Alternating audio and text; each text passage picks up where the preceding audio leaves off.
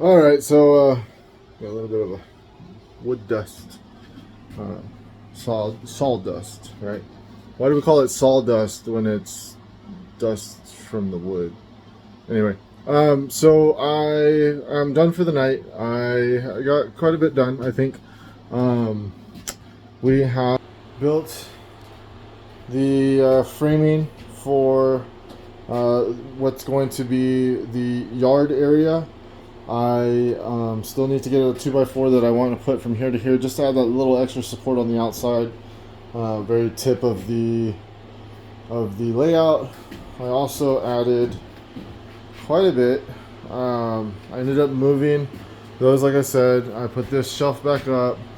I have, again, workbench is super dirty right now. I need still organizing and trying to get everything put where it needs to go. But I did move the shelves over here. For the time being, they look really good. They're working for what I need them for. Have those shelves there now, and I gained about 4 feet of space. So originally the layout was going to end on this side of the 2x4, but now because we've moved those shelves and stuff, I've gained another 4 foot out, which is great because it's going to give me a better look to everything and allow me to do a longer, granted only 4 foot, but a longer straightaway from the back corner.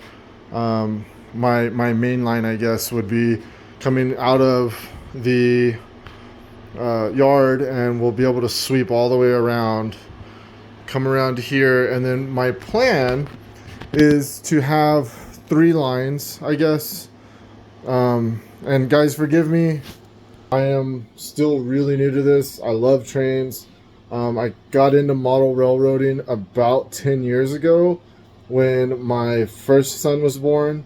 I was in an apartment at the time. I had a 4x8 HO scale, which for those of you who know HO and 4x8, that's like bare bone, bare minimum. And I literally only did the foam, laid the track, and got the train running, and that was it. I didn't know what DCC was. It was a one loco run. I had, I think, 2 or 3 locos, but I only ran one at a time. If not, I put 3 on at quite a distance and ran them around in a circle. I think I had maybe 1 switch, if that. Sold all that stuff, and then maybe about a year ago got back into this. Decided to go in scale because I remember how much limitations I had with the spacing and everything like that for the HO scale. Now, don't get me wrong, I love HO scale. I think it's great. I think there's a lot of details in it. I when I started this, I was limited in space, and I was in a 2-bedroom duplex, and I had basically the dining room area to put another 4x8 layout in. And so when I wanted to get back into this, I started doing my research, and I was like, well, maybe there's something smaller, and of course in scale. And that's when I was like, oh, that's perfect. It's going to give me a lot more opportunity to do with what I had, the same limitations in space. Now that I'm here, we just recently bought a house on 8.5 acres, has this great shop on it. Excuse me. Has this great shop on it. The shop's already finished, as you guys can see. Well, I say finished, but it has walls up. There's insulation. I just installed the AC the other day so that I have air conditioning. I've got my TV in here. My paint booth, the bench was already here. The pegboard was already up. It was already wired for power and everything like that. There are outlets on this wall, that wall, and the back wall, so I've got plenty of area to get power from. So it was almost like perfect for this, for me to expand the layout. Now, what's really cool is I did find original design for the first one. Excuse my feet. This was the first layout that I had designed on paper for the N scale that we had. It was a 3-foot wide by 8-foot wide layout. I had wanted to put a bridge in, I really like the way the bridges look, and really like the way the trains look going across bridges. So like putting bridges in was one of my big things. We had a valley here, and so a lot of that was in the works, and then we decided, hey, we're gonna move, so I had to tear everything down. So I kept this because I think it's really cool. I want to frame it just for my own personal thing and put it up in here. I think it's really cool that I have like day one design drawings. Kind of, here's the yard where we had everything going. I did have all of this track laid out and running. I did have the train running on this layout. I just hadn't started any of the landscaping or anything like that. So this worked really well for me. I really liked it. There was a switch here. There was a train station that was going to go here. I had 4, I think, locos running at the same time, which was really cool.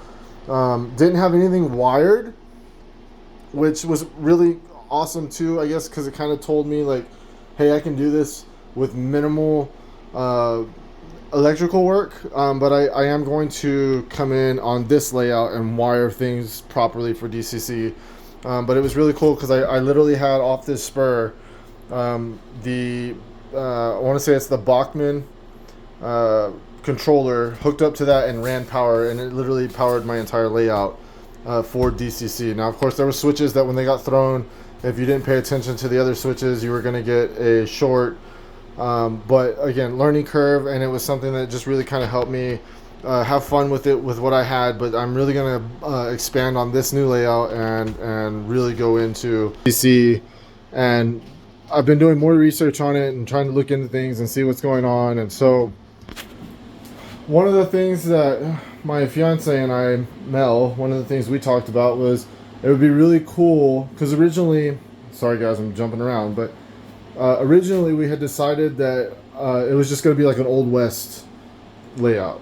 That was going to be end-to-end Old West. I think now what we're kind of sitting on is seasons through the era, or through the times. And what I mean by that is we're going to start on one side, and this is going to be summer, just say, right? So this is going to be summer, and this is going to be like Old West style. And as we move through the layout, the seasons are going to change along with the times till we get to more modern day stuff. So I think it would be really cool if we did like summer and winter, spring and fall, or whatever the transition of seasons is. Forgive me for not knowing. I'm in Texas, and we have summer and then cold summer. So that's about it. But my fiance was giving me ideas and saying this is what we could do with this. And I think that'd be really cool to also transition through the times. So that way, because we do have a steam loco, plus I think 3 or 4 diesels currently in our repertoire. Where you can see a couple of them here. This is a Bachmann. And we have that one. That one's Broadway Limited. I really like that one. And then I have several other locos that are still in storage because I haven't pulled everything out just yet. But I think it would be cool because each train that we run, one way or the other, our steam runs our carriages. So our steam runs our passenger train, and those are old-timey. So I think each train will fit into somewhere on our layout at some point in time, right? In time.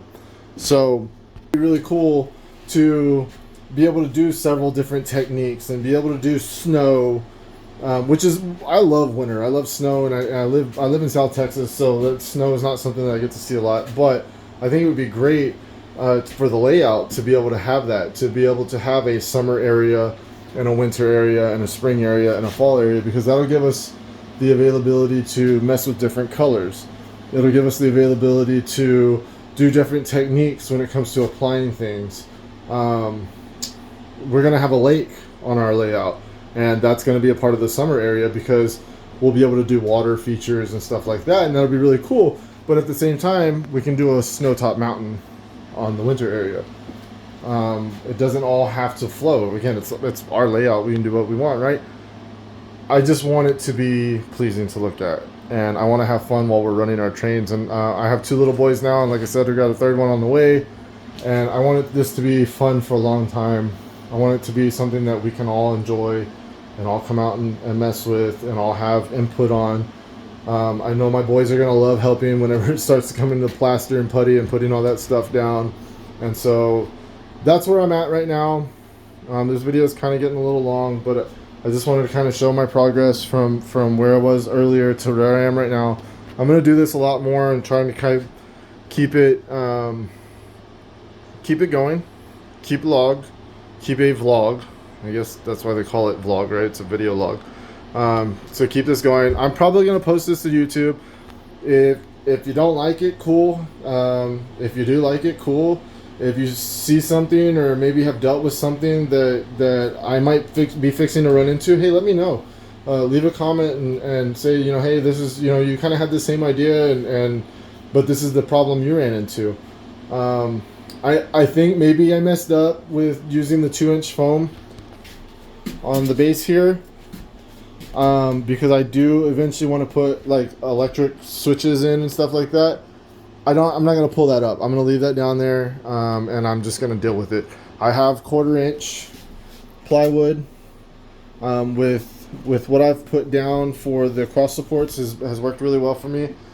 So I'm going to go with that, and then I'm going to use the 2-inch foam as the base.